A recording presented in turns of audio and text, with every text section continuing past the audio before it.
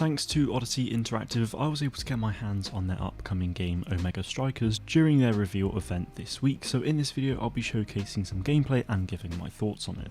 So you may be wondering, what on earth is Omega Strikers? Previously known as Project P, Omega Strikers is a game that combines elements of League of Legends, Smash Bros and Rocket League. It sounds pretty crazy, but it works incredibly well.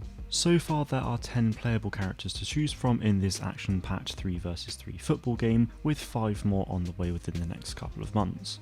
My personal favourite right now is Atlas. Each character has entirely unique abilities that will help you score goals or defend from your opposition. These abilities can also damage your opponents and even knock them out of the game for a little while, which ultimately does make it easier to score. It is also worth noting that each team has a designated goalkeeper, so it's not like Rocket League where all 3 of you might push out and get back quite easily. With this, you pretty much always need someone in the goal, and whoever is the keeper will spawn at the goal, so you'll always know. Now that doesn't mean you can't come out or swap goalkeeper at any point within the game, but certain characters like Juno are much better as a forward rather than a keeper. Dubu, however, is a great character to use in goal. Matches will end when a team reaches 5 goals or if the timer runs down. However, draws are not acceptable, so at that point you must win by 2 goals. If both teams are on 4 goals and time remains, then you must also win by 2 goals.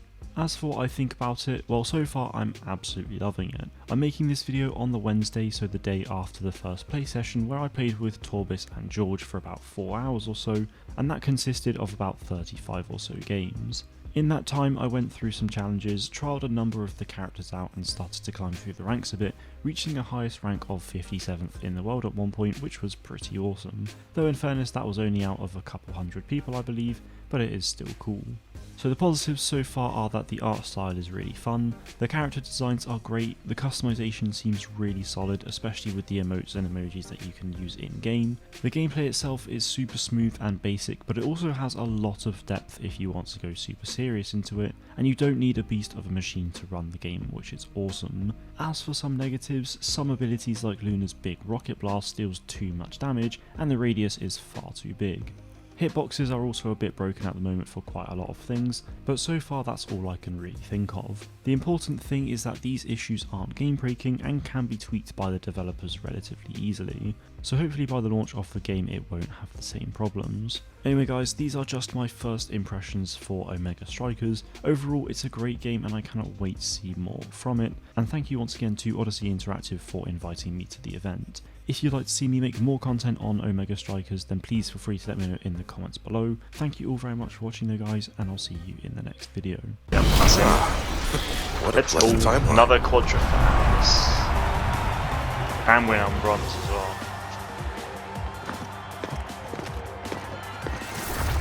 Thank you, but there remains work to be done. There remains work to be done.